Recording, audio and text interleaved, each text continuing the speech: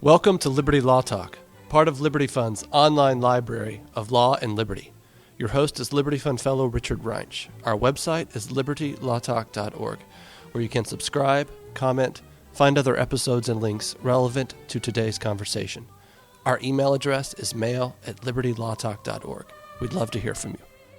Today we are discussing with Paul-Horwitz his new book, First Amendment Institutions. Professor Horwitz is the Gordon Rosen Professor at the School of Law at the University of Alabama. Paul, great to have you. Well, thank you so much for having me. Really appreciate it. So I wanted to open up your book and really get into your main argument. But before I do that, preceding your argument about First Amendment law and how it should open up to institutions and really value them as being constitutive elements of free speech in America, that it's actually through these organizations that we come to, learn, grow, shape, we're educated, and we participate in a free society through these organizations. Therefore, the law should actually take them into account in a more bottom-up way as opposed to, as you say, an acontextual sense that it currently does. I want to get into the argument at the beginning. What is wrong, in your eyes, with the current state of First Amendment jurisprudence? I think what I would say, and always with sympathy for the difficult path that the courts have to thread, is that it often seeks simplicity at the expense of reflectiveness or responsiveness to phenomena, institutions, aspects of the way we engage in speech in our society that are important.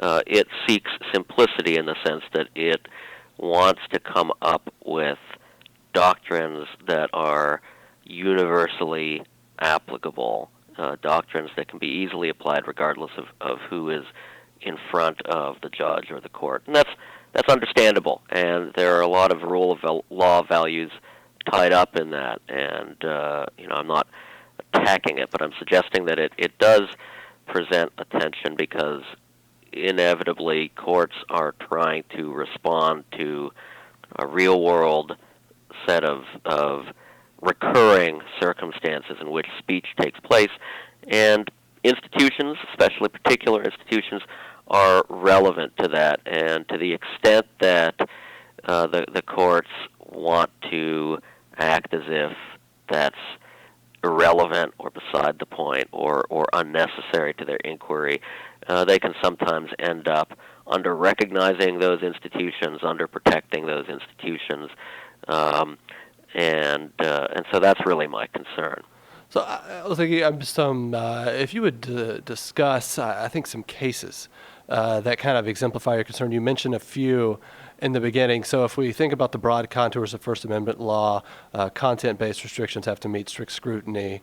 So largely, when there is a regulation of speech, it's content-neutral regulations, time, place, and manner, primarily concerned with two entities: the state and the private person, the individual speaking, trying to protect the individual. But as you say, largely what we're doing is trying to inhibit the state regulating the individual's speech. But you say this introduces all sorts of flexibility needs, or where the court has to actually stretch in a lot of different cases. One was the Arkansas, which I thought was it's interesting. The Arkansas Public Television station, PBS affiliate, I assume, was going to have a candidates debate, reasonable exclusion of marginal candidates, so you don't have 20 people on the stage, and the court kind of understood that, but yet didn't really have the doctrines to reach that conclusion, as you were arguing. Right. I think you could call it a vocabulary problem or a resource problem, a problem of lacking the right tools for the right job. So now we probably will discuss later on the kind of complicated question of state actors, but let me kind of start with the assumption that in their day-to-day lives, and I think this was the assumption that came through in the facts, the Arkansas public broadcasters who were making these decisions weren't sitting around thinking of themselves as state actors, government employees, and so on. That may matter for all kinds of legal reasons, but that wasn't how they saw or fulfilled their job. They saw themselves as journalists. They made journalistic decisions, and the court ultimately wanted to respect that, acknowledge that that made a difference, and that this was a reasonable choice that they made to exclude a marginal candidate. Not the only choice, but a reasonable choice. But that kind of deference for what, through standard legal doctrine, might be described as a content or speaker or viewpoint specific decision made by a government employee, that normally doesn't get that kind of discretion or deference. And so the court has to, on the one hand, use the doctrine it has available to it, and on the other, acknowledge the kind of real-world facts involved, and so it ends up potentially either hurting the doctrine or drawing what seem like ad hoc exceptions, when if you were explaining this to a friend, you would have a much easier time describing it and coming to a sound result. Now, I think they came to a sound result, but that's the kind of issue. Do we have the legal tools to recognize what's in front of us sometimes? So I want to get into really the argument of your book. Mm-hmm. So I want to read this passage from page 3, Yes. and then just get your comment. You say, a central argument of this book focuses on a feature shared by much important First Amendment speech. It is institutional. Institutions form a central part of the infrastructure of public discourse, or what Jack Balkin has called the infrastructure of free expression. They are places in which some of the most vital First Amendment activities occur. In Richard Garnett's words, they are, quote, the scaffolding around which civil society is constructed, in which personal freedoms are exercised, in which loyalties are formed and transformed, and in which individuals flourish, end quote. The object of this book is to help us see these institutions for what they are, understand how they function, and how they help form the infrastructure of public discourse, and ask how the law of the First Amendment ought to respond to them. Right. Happy to react to that. So the idea, I think, is if you were to picture or map out or schematize what I call public discourse is, what roughly public speech on a variety of matters is, it wouldn't all be transmitted through kind of an equal set of equally spaced individual dots. It wouldn't look like some random atomistic transformation of information through individuals. A lot of the discussion, a lot of the activity, and that includes obviously kind of identity forming and social activity, as well as straight communicative activity, is funneled through particular repeat players.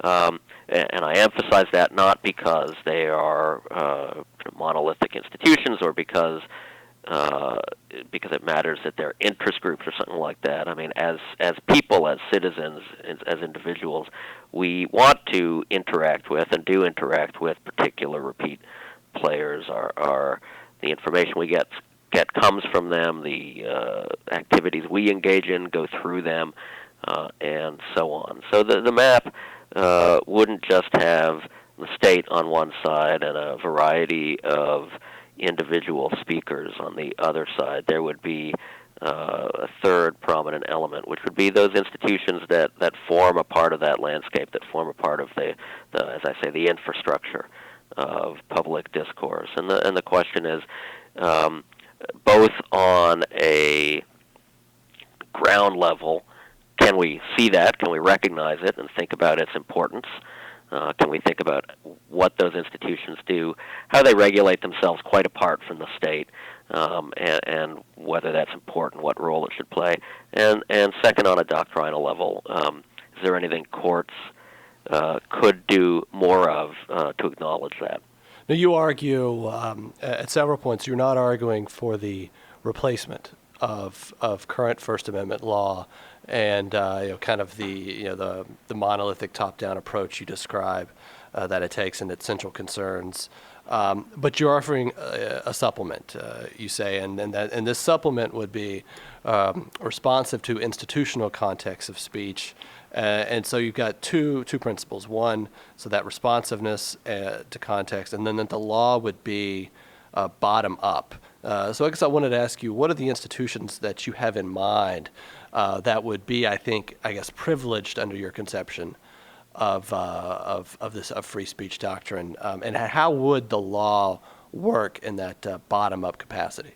Sure, and so let me, if I may, address kind of a number of those Sure. points. That's right. So first of all, I'm not disdaining individual speech, nor am I dismissing the reasons that courts try to come up with, as I call it, acontextual or context-neutral rules to approach the law. Generality is important.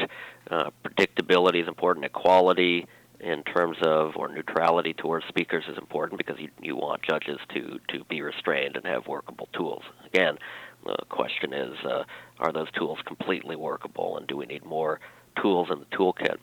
And second, I want to maybe worry about, although I think it's a worry that I try to express in the book, about thinking of these as privileged institutions because I don't think of them as kind of aristocratic estates or anything. I think of them rather as common features, common parts of the map.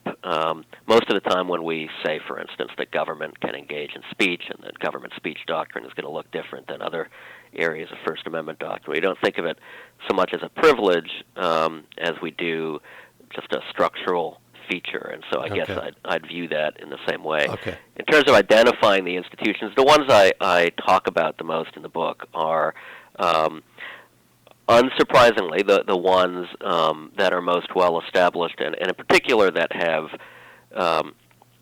been a part of the evolution of civil society along with the state for a long time, and indeed before the modern democratic state. And they're things like universities, the press, religious institutions, somewhat more broadly private associations, especially expressive associations, broadly viewed, libraries, so centers for public discourse, places where public discourse is formed or disseminated or collected, archived, and so on. And then I talk a little bit about institutions that might be on the margins, might be emerging institutions. I've been a blogger for almost a decade now, and I've argued elsewhere and a little bit in this book that rather than view blogs as the press as such, we might view them as a kind of an emerging institution that over time is developing and arguing about its own norms and best practices. Now, how this works, I think, is on two levels. One is identification, is knowing that, all right, this involves the kind of institution that we typically recognize as a kind of a fundamental locus of First Amendment activity, as an infrastructural part of public discourse, engaging in something like that activity. So, the New York Times publishes a story or does a reporting or a variety of things that easily, intuitively fall within the kind of activity that we recognize it as an institution for. Might do other things, stock swap or something of the sort that really aren't central to its institutional role, that don't distinguish it in that capacity. And to the extent that we kind of identify it, we say, all right, well, when we're approaching questions involving its activities, we want to give it a broad berth. We want to defer to it in the same way that courts often defer to administrative agencies, both because of legitimacy reasons and because of expertise reasons. And to the extent that that conclusion depends on the idea that, well, these institutions actually engage in a good deal of self-regulation and ought to have discretion to operate within that framework, then there are going to be limits. There are always limits, but we try to let those limits emerge from the best practices of those institutions rather than courts trying to come up with a rule and then apply it. Let me, I just want to go through on page 10. You have a nice list of how your argument might alter or change a First Amendment doctrine, and I'll just read a few. Sure. I mean, they're all quite interesting, but the ones I'll share. So you say, granting the press new constitutional privileges to conceal sources and to engage in news-gathering practices without legal interference, expanding universities' rights of academic freedom, including the right to engage in behavior such as enforcing speech codes and excluding student groups that they believe improperly restrict membership. Treating religious entities as largely sovereign institutions, immunizing them from civil rights laws and other statutes, strengthening voluntary associations to operate without legal interference, and this, I think, is crucial in the way people will react to your book, breaking down the legal divide between public and private entities and allowing some state institutions, I guess that would go back to universities would be one, to operate at or removed from state control, and then rethinking some of our most sacred rulings in the area of race and civil rights that may allow institutions to openly discriminate on that basis. So this is all kind of some would say radical, and I was thinking about your argument that you're merely supplementing, and I kind of thought, but also I thought the list was interesting and thinking through the implications of your arguments, because someone could say, well, this is just about really not just limiting government, but making government small and really having a robust, thick, soupy civil society, which is certainly fine by me. I know others might react to it, and yet. That's not necessarily the case, right? I mean, as we've just been discussing, both with, say, PBS, that case, or with universities. So I take it, just from that list, FIRE would not necessarily have the same umph to it. The Foundation for Individual Rights and Education and their efforts with speech codes, maybe, because we would we would want universities to participate in that public discourse the way they saw fit. I think that's right. Again, your listenership, which may be diverse in its views, but I could imagine some people having problems with some of the items on this list and others having problems with others.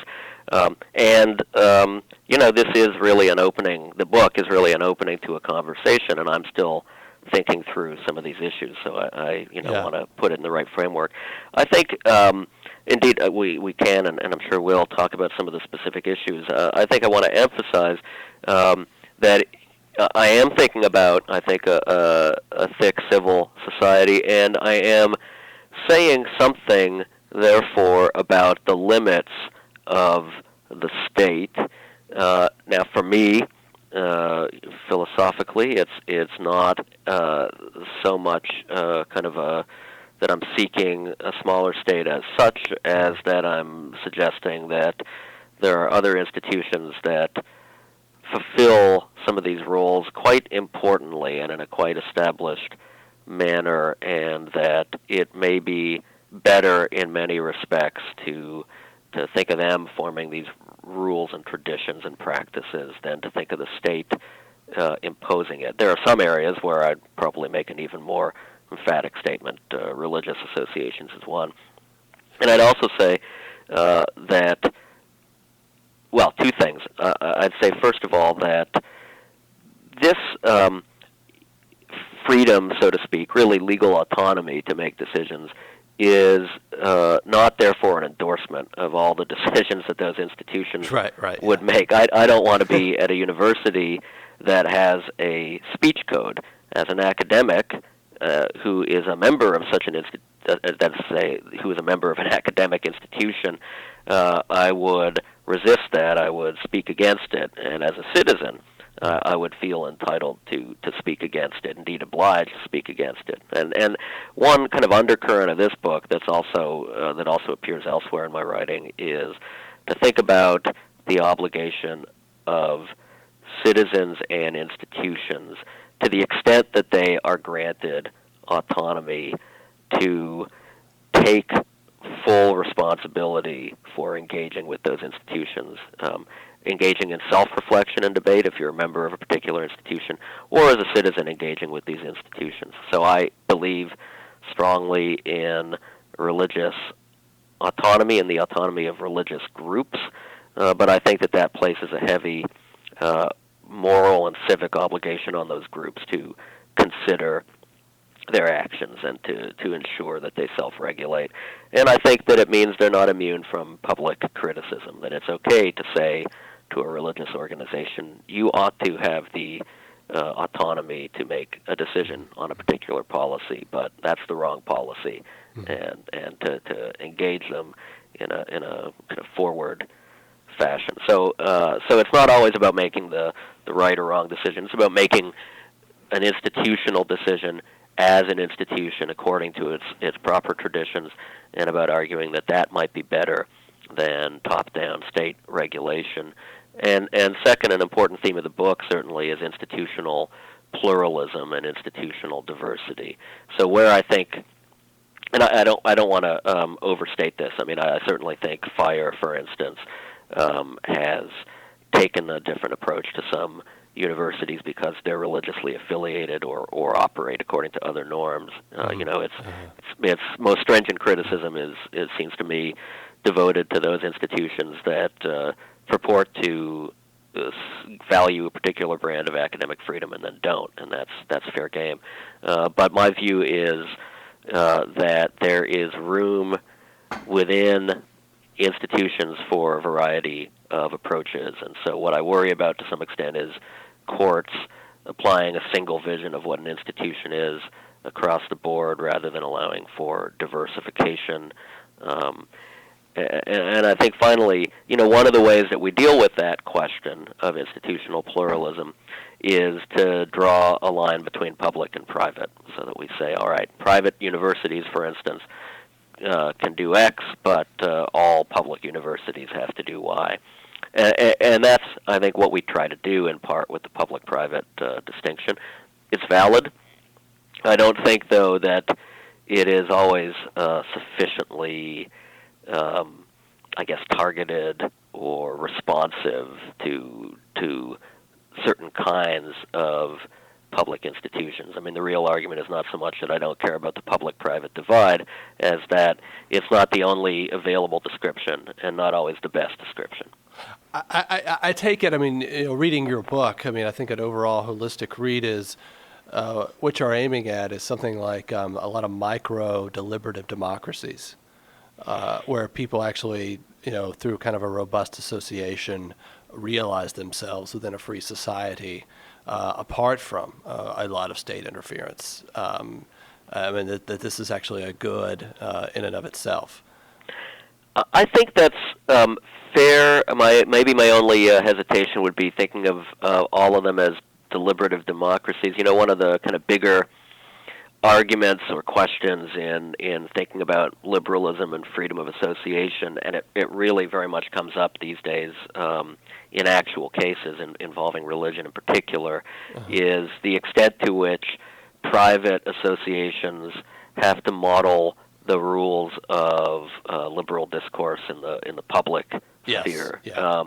And my view, and it's certainly shared by some both kind of classical liberals and non-classical liberals, is no, they shouldn't have to. They shouldn't have to model or adopt liberalism all the way down, and the state shouldn't impose those kinds of rules of discourse on every association. So I assume, for instance, that a hierarchical church doesn't have to be a deliberative democracy. Okay. Yeah, I think I think that's right. I guess I didn't mean democracy in the sense of their norms and their principles are always up to change, but that people are actually participating in them in some capacity. That's right. Yeah, it is interesting too. Just going back to your discussion about private associations, and just thinking of, this doesn't end necessarily the conversation with a public university with the speech code, but actually compels people to step forward and criticize. And I was thinking of just, this is a private university, but Vanderbilt University, which received a lot of press, and it's hard to argue, I think, that Vanderbilt's come out ahead particularly within the state that it operates, to the extent it cares, of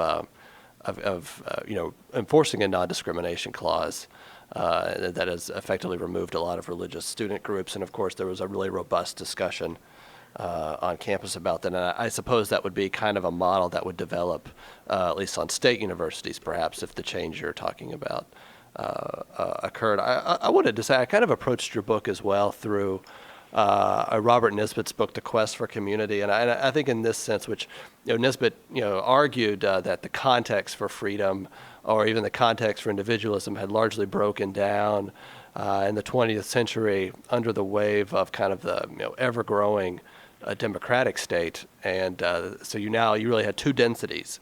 You had man and the state. And I was thinking in the context of the United States with free speech law, and why I think your book is so interesting. You've got these two densities, but both are growing and have incredible power for different reasons. The state, I think, largely we see a progressive state in pursuit of kind of a egalitarian understanding of its purposes. We also have man. It's the way we understand. I think the person now is largely autonomistic. And happiness kind of comes from the self-sovereign principle, and so but these things are kind of butting into one another. They're both aggressive and expansionary, and yet you've got the third density, which I think is a different way of thinking about life in a democracy, in the sense of it's not just a spontaneous thing, but actually institutions matter. If I value my own freedom, I need to actually support them as a separate legal category with standing. I think that's right, and let me talk about that and maybe come back to Vanderbilt, because it's just an interesting issue. I think that's an absolutely fair description, and certainly it's an idea that has been part of public discussion in this area for a long time, and I'm influenced, I think, both by Berger and Newhouse on mediating institutions, and by some of the older tradition of British pluralist writers around the turn of the century. So I would say that's absolutely right, and I think in thinking about the evolution of the state and of modern liberal democratic societies, it's vital to remember that it did not evolve alone. It was not the only institution there. That fundamental part of that broader infrastructure that included the state was always these other institutions. They always served a vital purpose of both counterpoise to the state and as a place in which people found shelter and found identity and found richness in life, as opposed to being a bunch of billiards crashing around on a table. So I do think that depiction of three densities is a great way to put it. The Vanderbilt case is interesting. My view is that it was wrong. I mean, that's kind of my vision of a university, and I think it's Vanderbilt's own vision, or at least that's the traditional vision that Vanderbilt comes from. So I'm troubled by the exclusion of student groups, as I would be by speech codes. I can imagine, though, some room for a university to adopt a different approach. A religiously affiliated university is an obvious example, but within the sphere of what we consider liberal universities, I could imagine that one university focuses on a kind of free-for-all, and another focuses on a very particular model of civility in the academic community, or equality, or liberty, or something else. And I think there's room for that. And then, yes, room for the members of that community to engage it, to criticize it, to be obliged to think about it instead of kind of sliding into it, which is, I think, what often as a practical matter happens, and for it to, so to speak, own up to making a decision about its academic mission, declaring it, and then living by it, or being criticized for it. And so I think, in a sense, that's the way we need to talk about these things. And there are times when we put these things so quickly into legal terms Yeah. rather than institutional terms, that we lose some of the thickness of the discussion. Yeah, no, I agree with you. So I'm thinking now of, I was thinking of hypotheticals, and what kind of led me to that is thinking about the self-regulating practices. Hmm. And what you have used the term bounded autonomy to refer to institutions and their relationship to the government under this doctrine. I'm thinking largely if the court is going to determine if you followed self-regulating practices in order to give you deference under First Amendment law, if I'm stating that correctly, Yep. please correct me. If they do, are we not inviting in potentially government in a paradoxical way, looking even deeper into institutions and evaluating it? Because I was kind of thinking along the lines of, so courts never get into actual church law.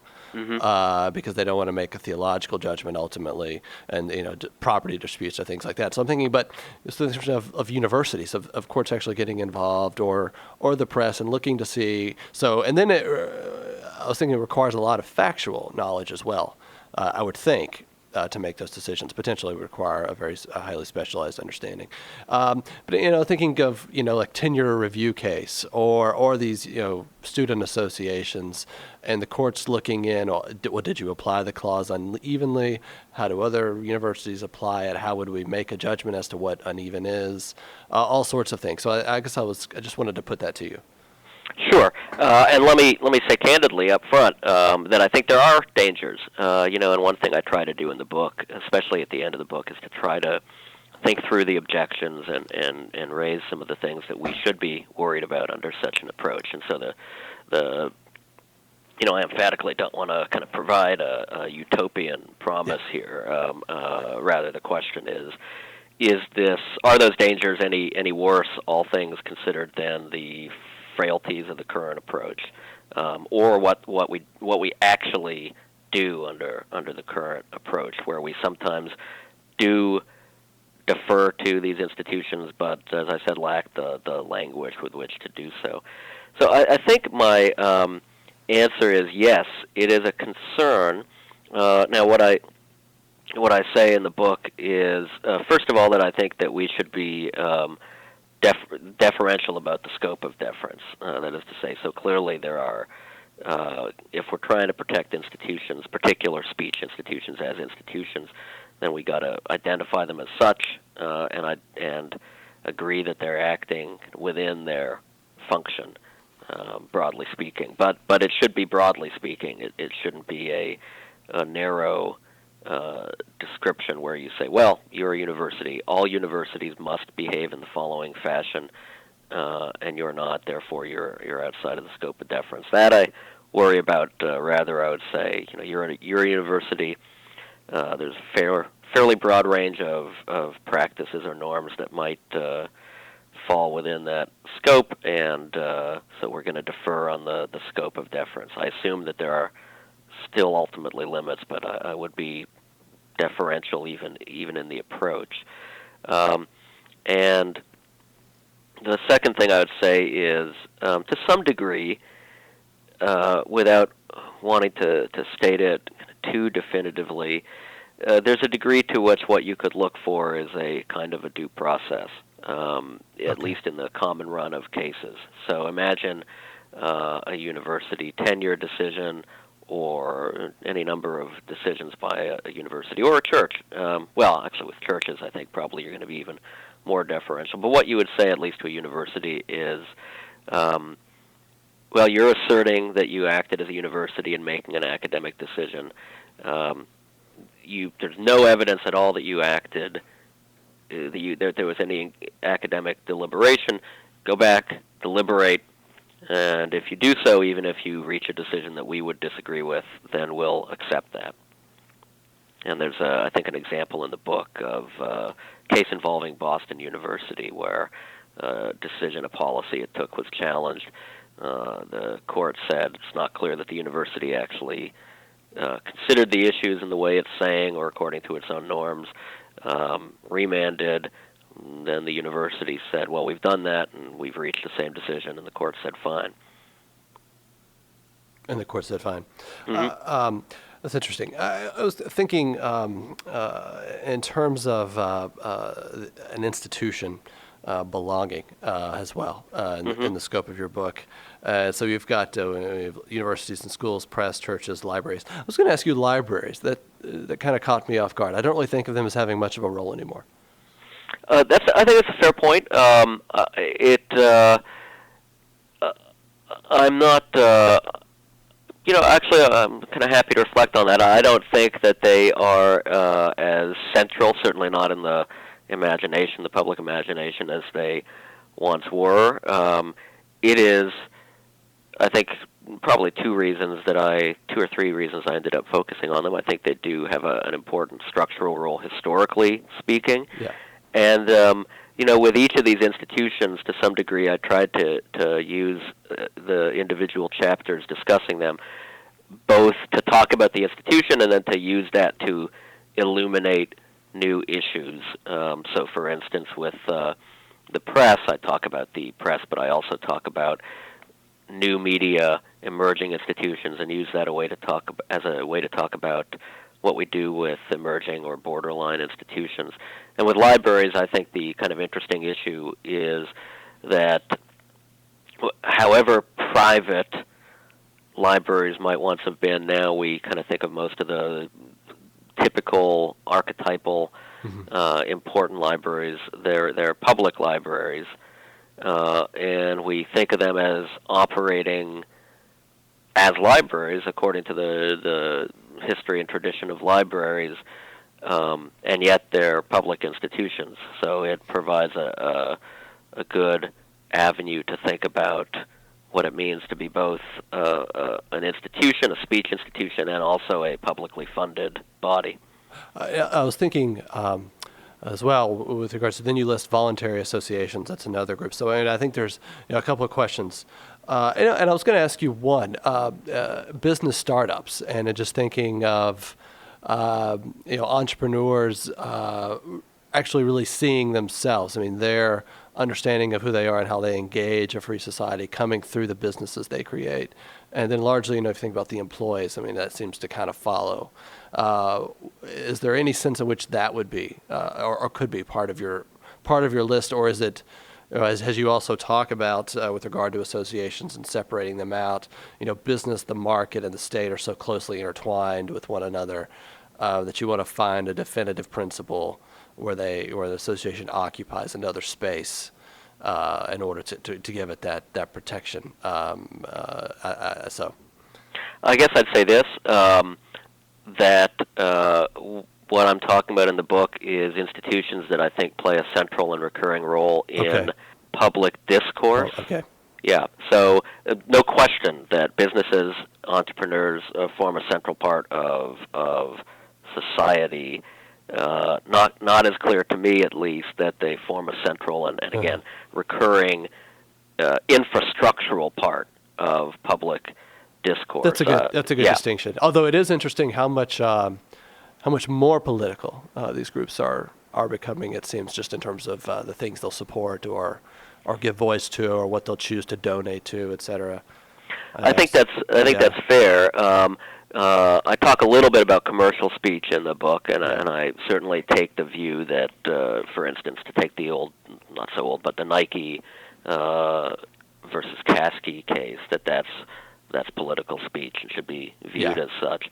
But I think that there are interesting questions or cases kind of in between, but often enough businesses operate for and according to the logic of the market, or maybe the regulated market, but aren't about public discourse as such. Not that they shouldn't be respected, or that we shouldn't, in general, try to have a institutionally appreciative cast of mind, but this is not totally a one-size-fits-all tool.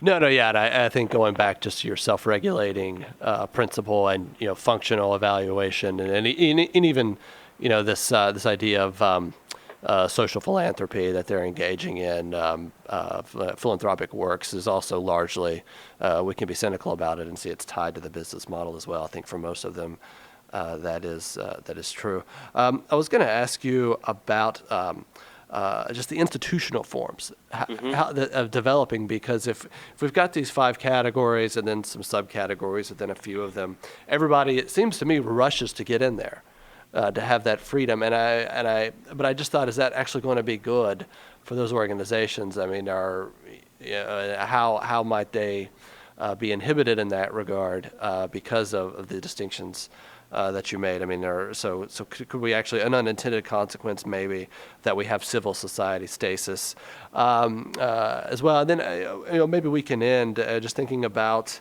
so going back to kind of what I think is a really radical part of your argument, and that is the challenge to individualism and how we view free speech, and also equality. The equality of viewpoints is not maintained. So I think I would say, and maybe to some degree, this kind of answers both questions. Again, clearly, I have great respect for individual speech. Still think of many of the rules of First Amendment doctrine as valuable and important, and also, if not completely stable, then having some degree of stability that's important.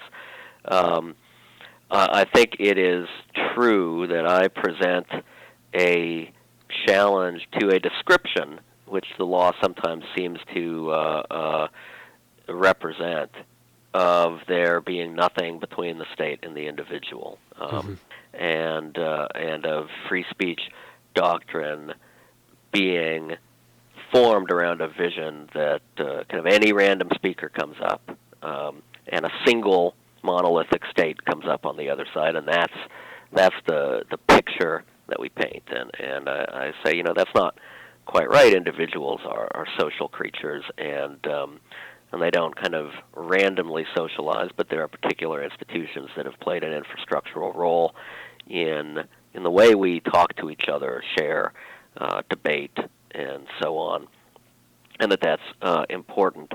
There has been, certainly, and I should say I've been, inspired by the work of Professor Fred Schauer on some of these issues, and one of the early responses to one of the early pieces he did on institutionalism and the First Amendment was along the lines you're talking about, social stasis. Put a little differently, it was basically, if we let judges define these institutions, then they'll favor their friends, favor established institutions. I think that's a fair concern, and I talk about it toward the end of the book. I think it is a potentially overstated concern, in part because I'm trying to also emphasize, again, a fairly deferential understanding of what an institution is, and an idea that within that broad institutional definition there will be pluralism, ought to be pluralism and development and evolution, and I think that's important. And I would say finally that I think to some degree, what you describe is actually a standard part of the process for any emerging institution. I mean, blogs being an example. Yeah. They kind of started latching on to a press model, moved away from that model, both in terms of their own norms and maybe in terms of the metaphors they would apply. So I think that's organically going to happen. It's not just a legal artifact. And that's one reason that I see this as a supplement rather than a replacement for all of First Amendment law, because I think in that space when institutions are emerging, it's important that they have protection, even if we don't think that their habits and function and role and importance is so routinized and clear that we want to give them some kind of categorical treatment. So I lied. I want to ask you 2 more questions, and I'm just thinking this is really interesting to me. So let me just ask you. So thinking about that due process that you were describing, so the institution wants to change. I mean, do we have a process where they kind of tip their hat to the court? Should these institutions, is there some sort of way they get together and kind of communicate that, well, so we are going to change how we evaluate the tenure review process, or we are going to change our regulating norms with regard to student groups? Just think about those 2 examples. Or, how the press is going to change how it evaluates, I don't know who it's going to feature on its op-ed page, or I don't know, trying to think through all the different ways that evolution could happen. Within associational life as well. I mean, you could see a number of ways that these volunteer associations might do things that run up against the cultural zeitgeist, haven't been a part of their practice, but they think need to be. And so I put that to you. I just kind of thinking, how is that sort of listening, reflective process going to happen? Well, I think part of the answer is that apart from the law, and whether or not the law existed, that would happen and does happen anyways, and would happen kind of organically, incrementally, and ultimately would happen at the both at the level of an individual institution and at a macro level. So I think one point I'm making is that those developments generally take place in a meaningful fashion. I won't call it responsible or irresponsible, but they take place in a kind of a thoughtful evolutionary process of self-examination with missteps along the way, but I think they do happen. And so I think it's important to see that whether or not we talk about it in a legal framework. And in that sense, and it can go in of course, any direction. Doesn't have to track a kind of conventional liberal conservative line. And in that sense, I think the courts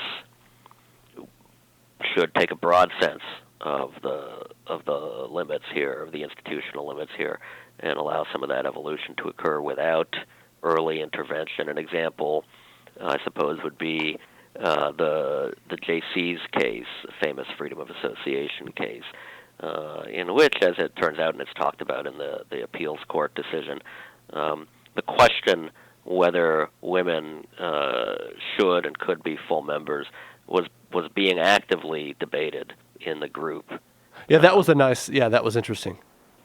Yeah, and I think we're seeing the same thing with the Boy Scouts debate right now, and one can argue that the Boy Scouts ought to do one thing or the other, but it's inevitable that there's going to be a relationship between what goes on in the group and what goes on in society. And so the question is,